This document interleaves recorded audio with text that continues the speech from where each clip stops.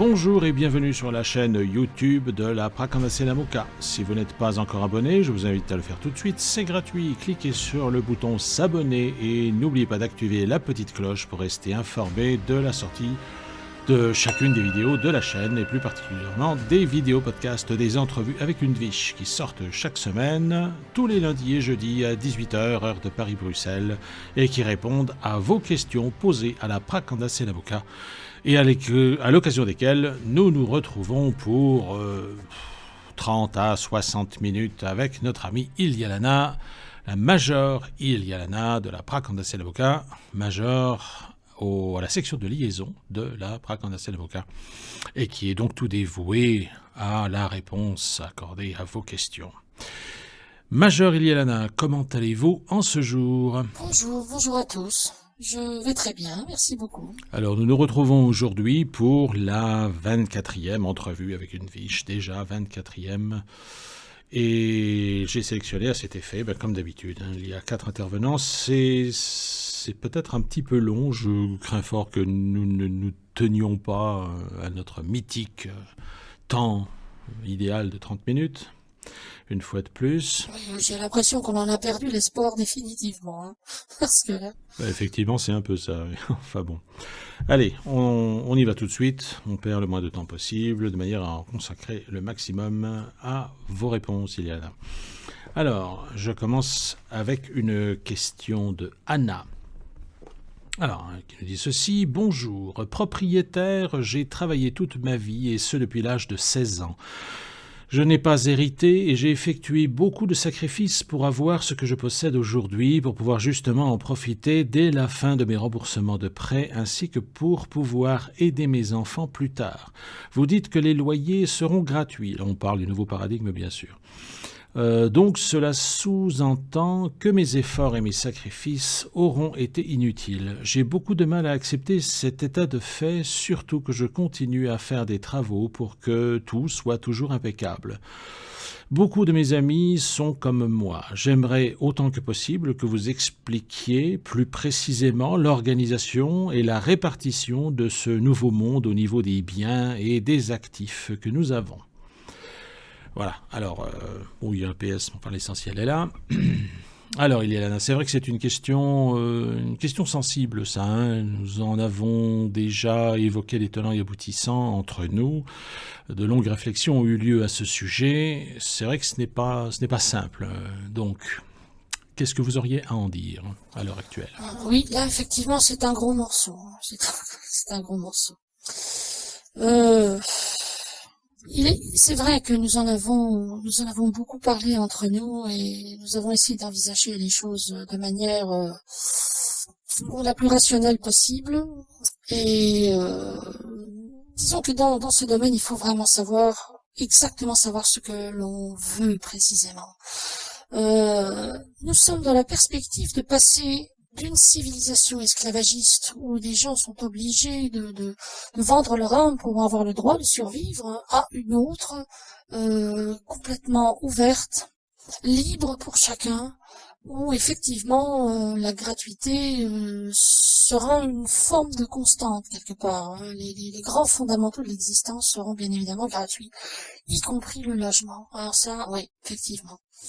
Alors, ce qu'il faut en dire, c'est que on ne peut pas conserver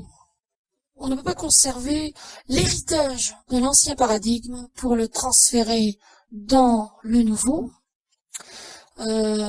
simplement pour conserver le fruit des efforts que les gens auront consacrés à leur propre survie ou à l'aménagement de leurs conditions de vie tardives, on va dire, puisqu'il s'agit de profiter un peu de ces efforts pour ne pas être pris au dépourvu lorsque la vieillesse arrive.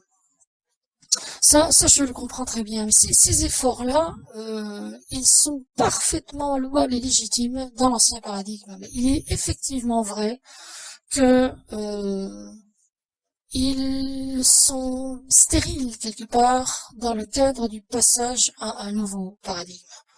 On ne peut pas on ne peut pas faire payer les gens quelque chose qu'il est légitime qu'ils reçoivent gratuitement parce que des gens ignorant, tout à fait légitimement, ignorant qu'il va y avoir un gros réaménagement civilisationnel, ont consacré eux-mêmes des efforts pour pouvoir s'assurer une retraite paisible, si je puis dire.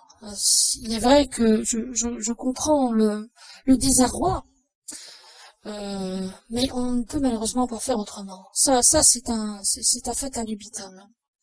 Alors, il faut bien comprendre que vous ne serez pas privé d'une fin de vie heureuse et paisible sous prétexte que la rentabilité de vos efforts ne sera pas au rendez-vous. Un effort fait est toujours à propos. Il était légitime d'agir comme vous l'avez fait, effectivement. Il était parfaitement légitime de le faire, puisque dans ce monde, il vaut mieux assurer ses arrières si on ne veut pas être pris au dépourvu. C'est ce que vous avez fait, et vous avez très bien fait de le faire. Maintenant, on ne peut pas remettre en question la légitimité des fondements du nouveau paradigme, parce que certains se sont mieux débrouillés que d'autres dans l'ancien. Ça, il faut bien le comprendre.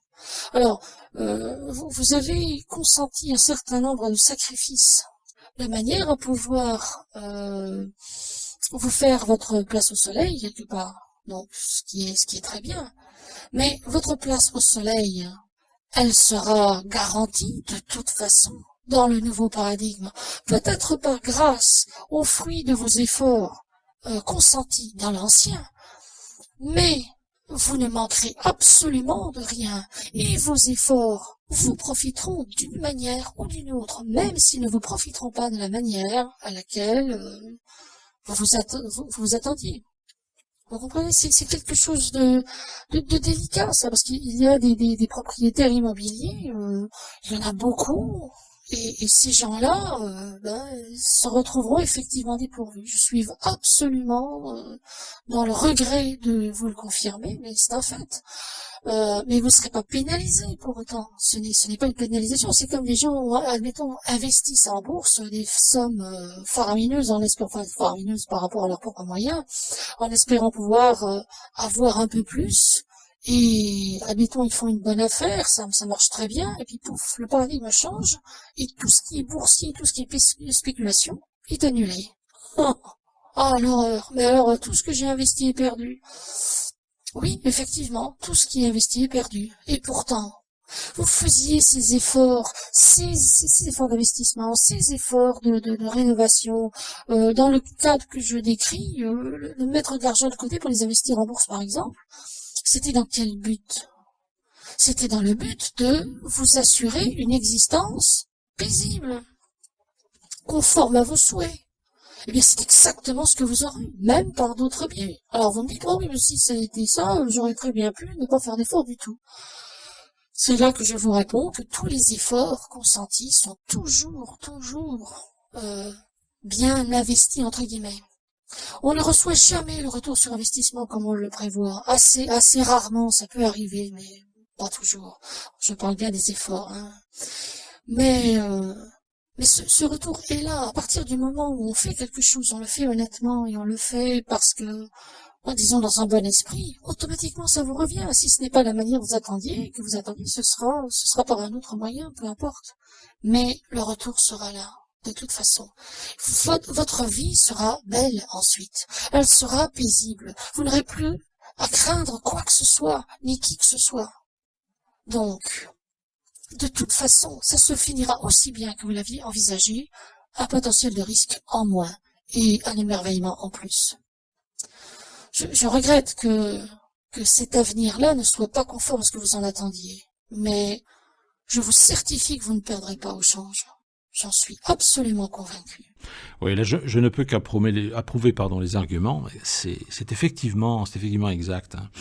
Des gens ont fait beaucoup de choses, ont fait beaucoup d'efforts pour se protéger d'une menace. Et se protéger d'une menace, c'est bien. Justement, c'est pour se sentir plus en sécurité. Et de toute façon, cette sécurité vous sera garantie. Donc effectivement...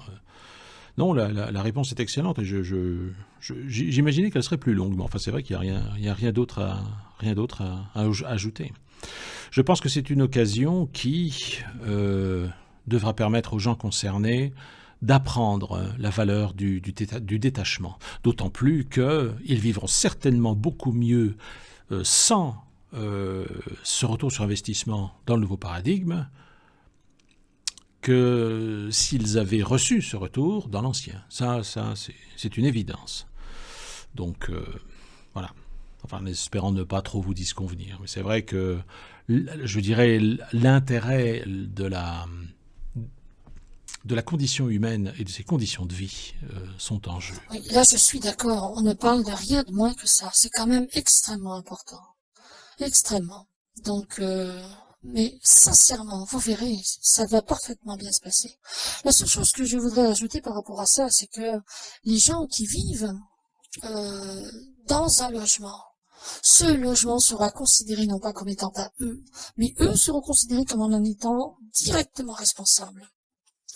Donc, si vous avez plusieurs endroits à vous, plusieurs immeubles, je sais pas, des lieux de vie différents, je vous recommande de bien choisir celui que vous voulez qui demeure le vôtre, parce que tous les espaces vacants serviront à loger tous ceux qui ne peuvent loger nulle part actuellement, et chacun devra avoir de quoi se loger. C'est absolument impératif. Ça demandera un énorme effort de gestion de notre part. Il va falloir être extrêmement efficace et extrêmement rapidement, de manière à ce que chacun puisse avoir un toit sur la tête, que ce toit lui soit garanti, qu'il le soit gratuitement, jusqu'à ce qu'il y ait toute une nouvelle réorganisation immobilière. Et les choses évolueront comme relativement vite, mais au départ, il risque fort, je suppose. C'est pas une certitude, mais enfin, ça en prend franchement le chemin. Il y a de fortes chances qu'il y ait pas mal de réquisitions pour pouvoir loger décemment tout le monde. Mais gare à ceux qui ne prendraient pas soin de ce qui leur est confié. Là, bon, j'en dirai pas plus, hein, pas être désagréable. Enfin, je sais qu'il y a des gens qui réagissent comme ça, dont le premier réflexe est d'abuser et de gaspiller. Là, ils risquent de s'en mordre sérieusement les doigts. On arrive vers une civilisation de profonde responsabilité, de responsabilisation, disons, personnelle, et de respect inconditionnel envers tous et envers toutes choses. Donc, mais sinon, effectivement, les gens qui auront, parce qu'ils n'ont pas pu faire autrement, misé sur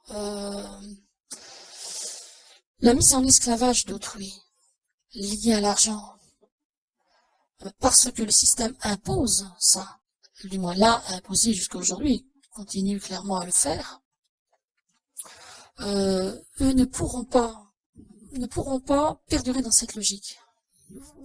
Ces gens-là seront obligés de lâcher cette logique. Ça leur coûtera parce que forcément ils verront leurs efforts perdus, comme dans ce cas-là, par exemple. Les gens, on peut pas faire payer un logement à quelqu'un alors que nous considérons que c'est un droit fondamental d'avoir un toit au-dessus de la tête. On reprend le principe des lois naturelles. Les animaux ne paient pas pour avoir un endroit à eux. Eh bien, l'être humain, il n'y a aucune raison qu'il paye pour avoir un endroit à eux. Alors, tenir quelqu'un par le loyer, si vous ne payez pas le loyer, vous finissez dans la rue, ce n'est plus possible ça. Donc obligatoirement, on va se retrouver face à la nécessité de fournir des logements et de les fournir gratuitement à tous ceux qui en auront besoin. Et ce n'est pas la collectivité qui va payer, puisque la collectivité fera en sorte que le 3/4 de vos dépenses actuelles vous soit remise. Donc il n'y a aucune raison que vous soyez payé pour quelque chose que les autres doivent recevoir gratuitement. Vous voyez, c'est quand même très complexe, mais au final, tout le monde s'y retrouve et personne n'est lésé en rien. Hormis ceux qui avaient potentiellement l'intention, ou qui l'auraient eu, d'exploiter la misère humaine pour pouvoir se faire de l'argent. Là, évidemment, ces gens-là risquent d'être fort déçus. Mais sinon, tout devrait absolument bien se passer pour tout le monde. Voilà. Eh bien, merci Eliana pour ces précisions utiles. C'est vrai que c'est délicat, hein, parce que passer d'un monde à un autre aussi, de manière aussi radicale et aussi rapide, ce n'est pas quelque chose de simple. Hein. Ça crée des heurts au départ, forcément. Mais très honnêtement, personne ne perdra effectivement au change et tout le monde aura à y gagner. Oh, mais ça, c'est une évidence absolue. Effectivement. On ne peut pas dire mieux. Allez, on enchaîne avec une nouvelle question une anonyme. Une question pas forcément agréable non plus. Que vont devenir les personnes âgées dans toute cette tourmente qui se profile sur Terre? Merci d'être nos gardiens et sauveurs à tous sur Mère Gaïa. Gratitude à vous tous et quel beau cadeau que vous nous faites à toute l'humanité. Voilà, alors, cette question des personnes âgées, ça aussi, hein, on l'avait évoqué. Alors, que peut-on en dire, Eliana? Oui, des personnes âgées, oui. Mais disons qu'il y a deux cas de figure. Je dirais qu'il y en a même trois, finalement. Il y a les personnes âgées qui sont des battantes, ou qui ont aussi les moyens d'être débattantes, parce que tous ne sont pas dans une forme physique suffisante, forcément pour pouvoir l'être facilement. Bon, il reste l'esprit mais l'esprit n'est plus forcément très clair non plus, quelle qu'en soit la raison. Donc c'est quand même délicat. Hein. Mais enfin, disons qu'il y a les personnes âgées qui sont particulièrement en forme et qui ont une vision de l'avenir. Je dirais pas sereines, mais qui sont davantage tournées vers l'avenir que vers le passé. Ces gens-là, en général, sont beaucoup plus lumineux intérieurement. Hein. Et il y a les gens qui sont, alors, au contraire, tournés vers le passé, ou qui ont un peu lâché, abandonné le combat, etc. C'est pas simple de répondre à cette question-là. Je crains fort qu'il y ait quand même pas mal de départs les concernant, dans la mesure où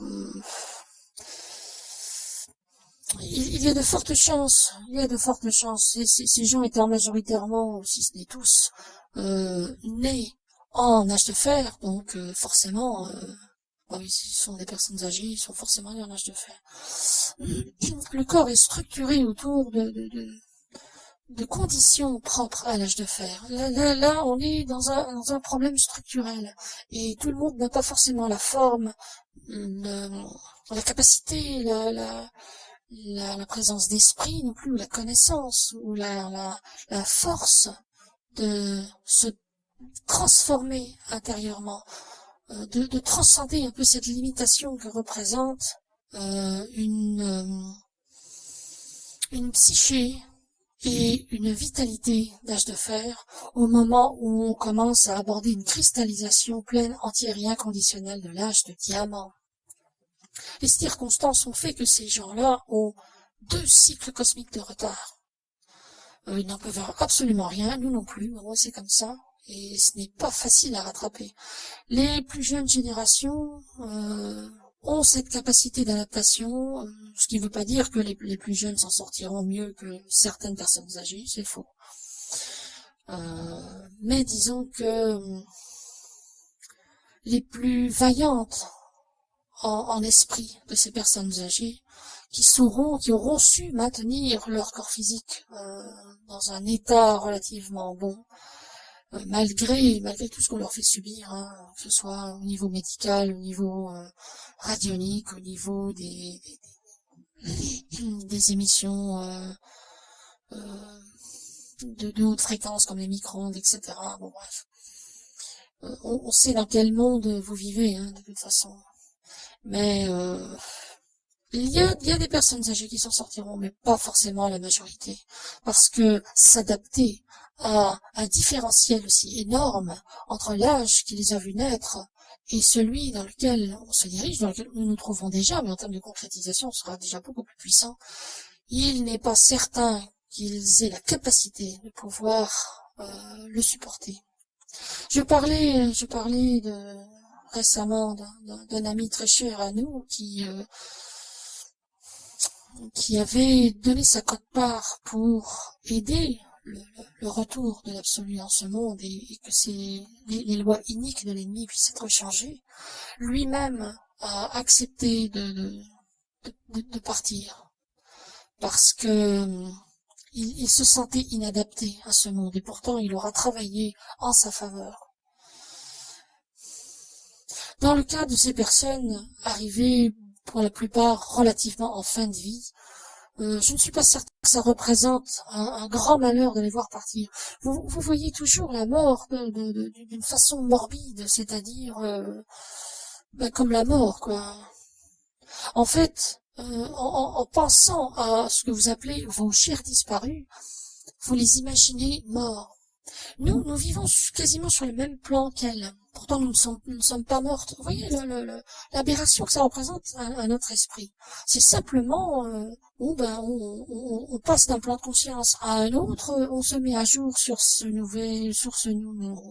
nouveau palier et on redescend ensuite, eh bien pour continuer avec en ayant une nouvelle donne, ce qui représente les conditions de la naissance.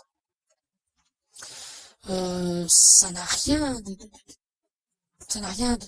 terrible comme situation, c'est quelque chose de parfaitement naturel en plus. Mais c'est vrai que nous, on n'a pas forcément le détachement, on n'est pas dans la perspective de perdre un être cher. Ça, ce sont des notions émotionnelles, mentales très agglutinantes, je dirais. C'est vraiment c'est mal vécu, ça a été mal appréhendé par la société dans laquelle vous vivez, et ça crée des problèmes de troubles émotionnels et d'attachement vraiment inadéquats quelque part. Alors, je comprends que le manque d'une personne aimée puisse se faire sentir, ça j'arrive à le comprendre parfaitement. Mais dans ce cas-là, on ne pleure pas le disparu, on se pleure soi-même parce que on ne peut plus jouir de sa présence. On est moins triste pour l'autre que pour soi.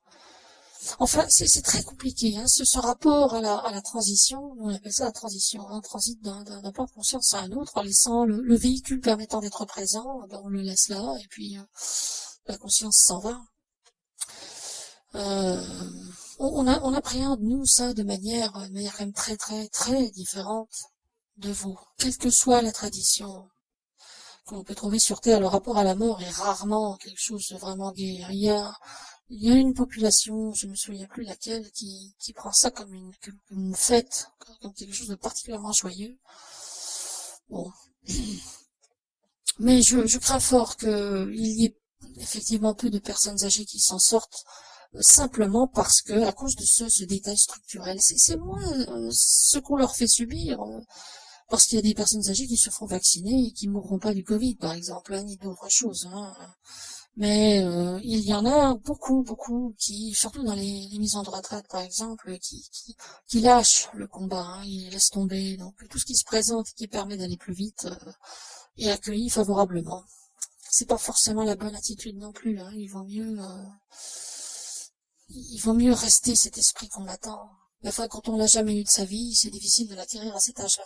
Oui, il y a énormément de cas de figure qui se présentent dans ce contexte-là. Il est difficile d'en parler de façon sommaire en 3 fois rien de temps. Donc, il faut voir. Mais c'est vrai que le potentiel de risque est quand même grand les concernant. Mais une fois encore, ils sont arrivés à la fin de leur existence, plus ou moins à quelques années près, et finalement, il vaut mieux changer d'existence au moment où le paradigme change lui-même, de manière à revenir conforme à ce nouveau paradigme, il est parfaitement d'équerre. Je trouve cette logique, cet accompagnement d'énergie finalement relativement sain et de bonne aloi d'une certaine manière. Je comprends que je puisse paraître cruel ou insensible en prononçant ces mots-là, mais c'est comme ça qu'on le ressent. Il n'y a pas d'hypersensibilité émotionnelle pour le coup. Donc c'est à voir, mais il y a quand même des chances que les pertes en proportion par rapport à l'ensemble de la population âgée on va dire plus de 60-70 ans, soit à risque, effectivement. Oui, en tout cas, c'est courageux de votre part d'en parler en ces termes, parce que ce n'est pas forcément ce que les gens ont envie d'entendre. Alors, je sais ce que vous allez me répondre, on n'est pas là pour leur faire plaisir, mais pour répondre aux questions. Oui, ça c'est systématique, hein. C'est vrai que je l'ai toujours dit, je le redis effectivement, hein. C'est à la Prague en Assalamuka qu'on pose des questions, c'est pas un diplomate. Bon, on peut faire preuve de diplomatie, on le fait, hein, sinon la, le verbe de Edwige, en général, est beaucoup plus abrupt, hein. Les gens qui nous connaissent un peu le savent. On a quasiment suivi des cours pour savoir quoi dire, comment dire, eu égard à certaines sensibilités, surtout face aux gens qui sont face à nous. Enfin, si on est dans le cas d'une question posée où les gens attendent, a priori, je suppose que c'est pour ça qu'ils le font, une réponse honnête de notre part, eh bien, le regard de Edwige vous donne le retour, par rapport à ce que l'objet de la question que vous posez, forcément. Donc, elle est pas biaisée. Je dis les choses telles qu'elles sont. Je sais que ça peut ne pas plaire, que certains en prendront ombrage, mais bon, on m'interroge, je réponds. Oui, oui, bien sûr. Mais en tout cas, votre honnêteté vous fait honneur, Eliana, hein. De toute façon, on sait que une Edwige ne peut pas mentir éhontément, hein. Elle peut arranger un peu les choses, eu égard à la sensibilité de la personne en face, effectivement, mais la contre-vérité, le mensonge, est quelque chose qui n'est pas qui n'est pas du ressort de la Prague en Assalamuka en général. Voilà. Bon, alors dernière question, enfin dernier intervenant, Alexiel. C'est joli. Je ne sais pas que ce soit son prénom, mais enfin, c'est joli. Alors, la première question est celle-ci. Quel est votre point de vue concernant les enfants indigo, cristal, diamant, arc-en-ciel, ou bien des âmes en général venant d'autres sphères, venues s'incarner sur Terre pour aider l'humanité à évoluer? Est-ce que la mission d'Edwige rejoint celle de ces âmes? Ça, c'est intéressant, hein, Eliana? Qu'est-ce que vous en pensez? Oui, effectivement, c'est intéressant, hein. C'est vrai. Alors, je dirais par rapport à ça, alors les enfants indigos existent, bien évidemment. Alors nous savons, figurez-vous, que le tout premier enfant indigo, celui qui a ouvert la voie à tous les autres, est né très précisément un 7 octobre 1967. Ça a été le tout premier, le précurseur. Beaucoup d'autres ont suivi ensuite, et l'étape ultérieure, ce sont les enfants violets. Hein, ça respecte les couleurs de l'arc-en-ciel finalement. Alors, les enfants cristal, diamant, arc-en-ciel, tout ça c'est du pipeau, c'est une récupération de l'ennemi comme d'habitude pour faire du blabla et pour diriger les gens dans les voies de garage. Ça n'existe pas. Par contre, il y a déjà effectivement des enfants violets, qu'on appelle les enfants violets, et qui sont là pour assurer la nouvelle génération de conscience spirituelle au sein de l'humanité. Je dirais, j'aime pas tellement ce mot, mais enfin, en l'occurrence, ça se prête bien, des âmes d'élite qui sont là pour représenter des modèles parmi l'humanité. Alors, des âmes d'autres sphères, non, ça fonctionne pas comme ça. En fait, il y a une population humaine précise autour d'une planète, et cette population est susceptible d'être gérée de façon dans le sens de la conservation de cette population et de son évolution en contexte, ou alors dans un cadre de mouvement et d'échange de population, c'est-à-dire que certaines âmes sont envoyées sur d'autres mondes, d'autres âmes d'autres mondes sont amenées ici, de manière à faire un brassage de population plus intéressant pour le cadre de l'évolution globale d'une planète. Ça oui, ça effectivement, ça c'est une réalité. Alors, est-ce que la mission d'Edwige rejoint celle de ces âmes? Si on veut, mais on peut pas comparer ce que nous sommes aux populations spirituelles d'un monde. nous n'appartenons pas à un monde en particulier. Hein, ça, je l'avais déjà dit très tôt, quoi. C'est quelque chose qui est, vraiment très différent. Nous sommes, disons que nous sommes au-delà de la nature réalisée de l'être humain. À partir de là, nous effectuons des missions consistant à oui, aider une humanité, l'assister, représenter une forme d'autorité, permettre à l'absolu qui a une autorité sur un monde de disperser finalement et son enseignement et son autorité pour s'en faire le relais. Finalement, on a un panel d'activités quand même relativement étendu.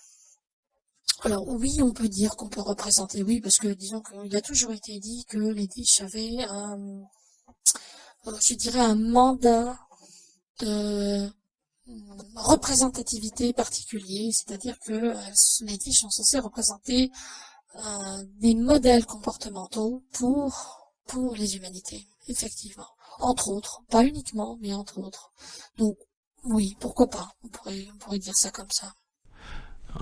Ok pour ça. Vous connaissez le précurseur des enfants indigos? Oui, on connaît. Vous le connaissez aussi, hein, je suppose. Oui, effectivement, j'en ai entendu parler. Oui. Allez, dernière question pour cette 24e vidéo podcast. Deuxième question d'Alexiel. Communiquez-vous ou travaillez-vous avec les maîtres ascensionnés ou avec la tribu des dragons de Sophia qui incarne le féminin sacré, qui guide l'humanité et participe à l'élévation des consciences? Je me réjouis d'entendre votre réponse, Diane. Ouais. Oui, c'est récurrent. Hein. Alors, non, nous ne communiquons pas et on ne travaille pas avec la tribu des dragons de Sophia qui incarne le féminin sacré et qui guide l'humanité et participe à l'évolution des consciences, puisque il n'existe pas. Mais vraiment pas du tout, quoi. Alors, ce sont des manières d'entrevoir les choses éventuellement, mais là aussi, c'est purement inspiré par l'ennemi, en l'occurrence par les moines Bunpo qui ont saturé la sphère psychique de l'humanité, de d'âneries épouvantables sur lesquelles les gens se sont rués par espoir d'un renouveau, de manière à ce qu'ils soient perdus et déçus par un ensemble de mythologies complètement délirantes. En l'occurrence, les maîtres ascensionnés ce ne sont pas les maîtres ascensionnés, ce sont les anciens, les seigneurs du karma. Ce sont, en magie, ils sont connus comme étant les seigneurs de la sphère de Bina, Saturne. Ils y avaient leur séjour sur cette strate particulière. Ils sont les anciens seigneurs du karma qui ont été dissous en 1985, un an avant le retour de l'âge d'or, et vu que la terre entière leur a toujours consacré un culte et a failli les faire revenir, les reconstituer psychiquement, 12 aspects de l'absolu ont été extraits de l'indifférenciation pour devenir les nouveaux maîtres de la sagesse, les nouveaux les maîtres ascensionnés, soi-disant, en reprenant plus ou moins les mêmes noms, de manière à canaliser cette énergie-là. Alors eux, qui n'ont rien à voir avec ce dont le terme maître ascensionné est lié, mais qui en assument la responsabilité et la place. Alors oui, avec eux, on communique effectivement et on travaille avec eux de la mesure où ils représentent un point focal énorme de millions de gens qui croient dur comme fer en leur existence et qui permettent justement de canaliser cette énergie psychique de focalisation de l'esprit de tant de gens de manière à ce que l'ennemi ne le récupère pas et pour le remettre, le réinjecter dans le système du champ mental collectif de l'humanité. C'est la seule exception. Hein. Toutes les autres fables, les Pléiadiens et les Est-ce que vous aimez bien, vous, des grands Tarasismoul de la 4e galaxie en partant de la gauche? J'ai toujours trouvé ça amusant. Enfin non, là, non, faut arrêter avec ça, c'est vraiment, ce sont des fables inventées de toutes pièces, y a rien de ça derrière, rien du tout. On a détourné la conscience collective de l'humanité, vers des fadaises absolument, incroyable. Et les gens courent derrière, croient en ça comme... Enfin, c'est hallucinant. On se demande pourquoi. C'est vrai qu'à partir du moment où l'ennemi invente un truc, tout le monde est là, genoux devant. Ça, on n'a toujours pas compris comment ce phénomène était possible. Enfin. Alors, avec les soi-disant maîtres ascensionnés, parce qu'il y a une interface créée, enfin, constituée d'aspects de l'absolu, dévoués à la canalisation de cette énergie de dévotion qu'on envoie vers eux, malgré leur disparition il y a plus de 30 ans, ça, oui, pour le coup. Mais tout le reste, franchement non. Vous en aurez encore des questions sur les sur les galactiques et les machins comme ça vous en aurez encore une paire. Hein. Oh, je m'y attends tout à fait, ça. Bon, c'est pas grave, hein, d'un autre côté, c'est un détail. Alors, Alexiel nous adresse une remarque également. Merci infiniment pour le temps et l'énergie que vous consacrez à répondre au mieux à toutes nos questions. Et bien voilà, c'est un plaisir. Partagez, Iliana, je suppose. Hein, vous ne démentirez pas. Mais non, en aucune manière, absolument pas. C'est un plaisir, effectivement. Et bien voilà, nous sommes déjà parvenus au terme de cette 24e entrevue avec une Viche. Iliana, je vous remercie pour votre présence et votre disponibilité, comme toujours. Surtout en ces temps un peu troublés, vous avez dû vous réorganiser quasiment entièrement pour pouvoir permettre ces enregistrements. Donc merci à vous. Je vous en prie, comme je vous l'ai dit, c'est un plaisir. Pas de problème. À votre service. Ah, le sens du service. Eh bien voilà, merci les amis, merci de nous avoir écoutés, d'avoir été patients envers nos débordements temporels récurrents. J'espère que le jeu en vaut la chandelle. En tout cas, je vous donne rendez-vous pour jeudi. Enfin, je vous donne rendez-vous à jeudi. Portez-vous bien en attendant. Bonne semaine à tous. Et que le meilleur vous soit accordé. Au revoir Iliana. À tout bientôt. À la prochaine. Eh bien, merci. Au revoir. Au revoir à vous. Au revoir à tous. Et à la prochaine pour la 25e entrevue. Absolument. Et n'oubliez pas, si ces entrevues vous plaisent, de les liker et les partager afin que d'autres puissent en prendre connaissance et les apprécier également. Si vous avez des suggestions, des remarques, des questions à poser à Iliana ou à la Prakanda Selamuka en général, eh bien rendez-vous à l'adresse habituelle amgt.link, questions ou de Viche, afin de nous les transmettre. N'hésitez pas à poster vos commentaires également, ils sont ouverts, modérés mais ouverts. Allez, je vous souhaite une bonne semaine et à jeudi, bye bye.